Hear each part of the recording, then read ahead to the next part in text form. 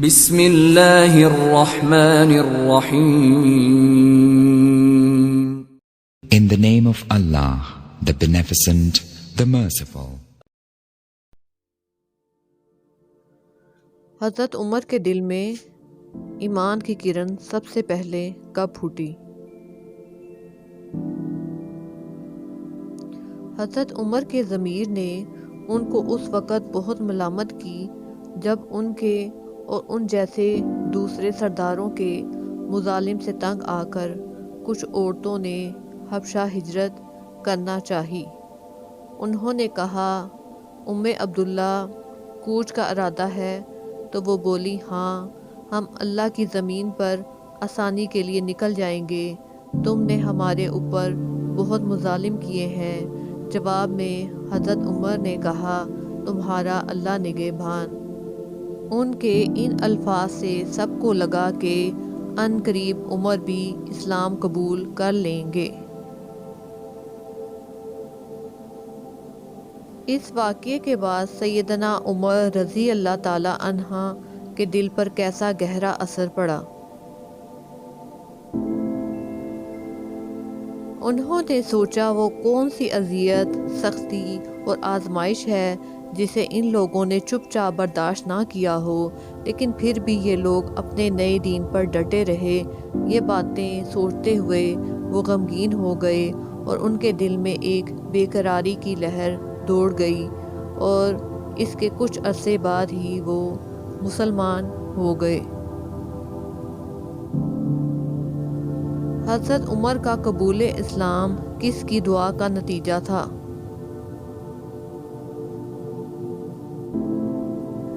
ان کا قبول اسلام آپ صلی اللہ علیہ وسلم کی دعا کا نتیجہ تھی۔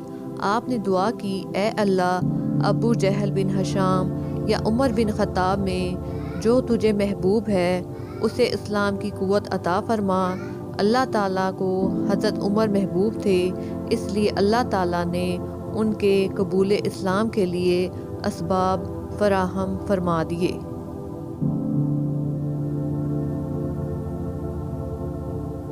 حضرت عمر آپ صلی اللہ علیہ وآلہ وسلم کو نعوذ باللہ قتل کرنے کے ارادے سے نکلے تو کیا ہوا؟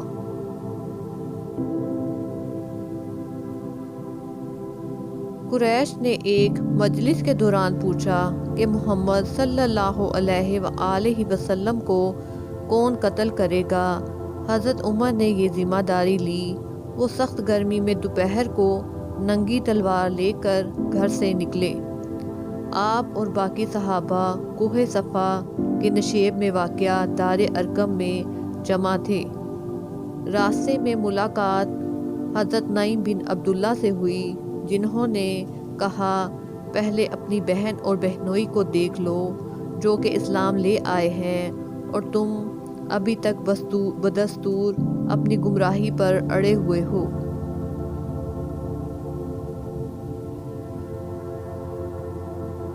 حضرت عمر نے اپنی بہن اور بہنوئی کے گھر جا کر ان سے کیا سلوک کیا؟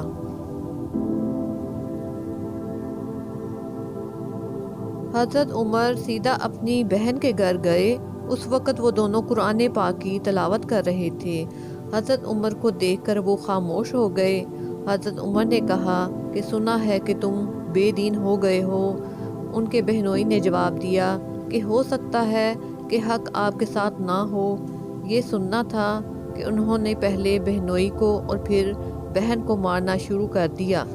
ان کی بہن نے بولا، اے اللہ کے دشمن، کیا تو ہمیں اس لیے مارتا ہے کہ ہم ایک اللہ کو معبود مانتے ہیں؟ تو جو چاہے کر لے، ہم یہی گواہی دیں گے کہ اللہ کے سوا کوئی معبود نہیں اور محمد اللہ کے رسول ہیں۔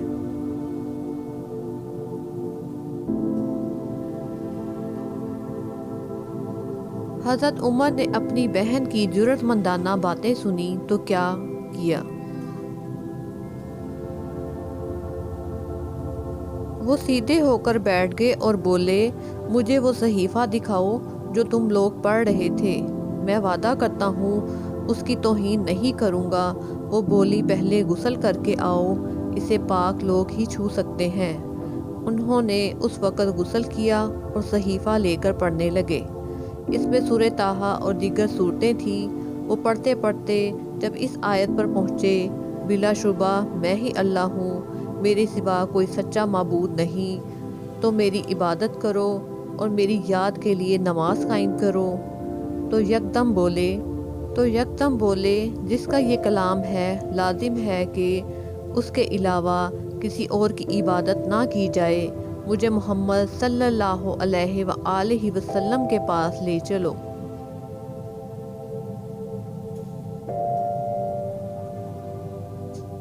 اپنی بہن اور بہنوئی کے بتانے پر حضرت عمر جب کوہ صفا کے نشیب میں واقع دار ارقم میں پہنچے تو کیا ہوا؟ انہوں نے دروازہ کھٹکھٹایا۔ پہلے تو سب ان کی اسلام دشمنی کی وجہ سے خوفزدہ ہو گئے، لیکن حضرت حمزہ کے کہنے پر انہوں نے دروازہ کھولا۔ حضرت حمزہ اور دوسرے صحابی نے حضرت عمر کو کندھوں سے جکڑ لیا اور آپ کی خدمت میں پیش کیا۔ آپ صلی اللہ علیہ وآلہ وسلم نے فرمایا، اے ابن خطاب، کس ارادے سے آئے ہو؟ تو وہ بولے، اللہ کے رسول اور اس کے رسول اور اس کی کتاب پر ایمان لانے کے لیے حاضر ہوا ہوں۔ یہ سن کر سب نے اللہ اکبر کہا، کیونکہ حضرت حمزہ اور حضرت عمر کے مسلمان ہونے سے اب وہ بہت مضبوط ہوں گے۔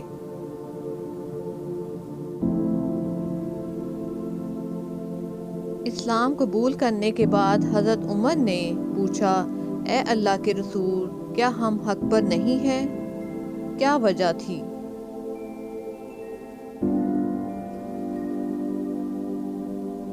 آپ نے فرمایا، کیوں نہیں، اے اللہ کی قسم، بلا شبہ تم زندہ رہو یا موت آ جائے، تم حق پر ہو۔ تو اس کے بعد حضرت عمر نے مکہ میں سب سے زیادہ خبریں پھیلانے والے جمیل بن معمر کو بتایا کہ میں مسلمان ہو گیا ہوں۔ وہ فوراً اپنی چادر گھسیٹتے ہوئے مسجد حرام کے دروازے پر پہنچ گیا اور چلا کر کہنے لگا، عمر بے دین ہو گیا ہے۔ یہ سن کر سب ان پر ٹوٹ پڑے۔ حضرت عمر نے عتبہ بن ربیعہ کو اتنا مارا کہ وہ چلا اٹھا۔ سب ان سے ڈر کر پیچھے ہٹ گئے، اور اگر کوئی آگے بڑھتا تو ان کے سردار ان کو روک دیتے۔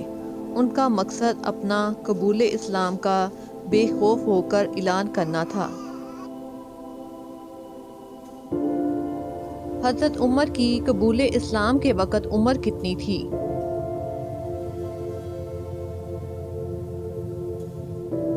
کی عمر 27 سال تھی اور اس وقت مسلمانوں کی تعداد 39 تھی۔ آپ کے اسلام قبول کرنے کے بعد وہ تعداد 40 ہو گئی۔ اللہ تعالیٰ نے دین کو تقویت بخشی اور دین اسلام کھل کر کفار کے سامنے آیا۔ حضرت عبداللہ بن مسعود نے حضرت عمر رضی اللہ عنہ کی کون کون سی خوبیاں بیان کی؟ حضرت عمر جب مسلمان ہوئے تو ہم طاقتور ہو گئے، کیونکہ انہوں نے مشرکین سے لڑائی کی، مسجد حرام میں نماز بھی پڑھی اور بیت اللہ کا طواف بھی کیا، جو کہ ان کے قبول اسلام سے پہلے ممکن نہ تھا۔ حضرت عمر کی وجہ سے لوگوں کو اعلانیہ اسلام کی دعوت دی جانے لگی، اور جس نے سختی کی اس سے ڈٹ کر مقابلہ کیا۔ حضرت عمر کو فاروق کا لقب ملا، کیونکہ انہوں نے بزور شمشیر حق اور باطل میں فرق واضح کر دیا۔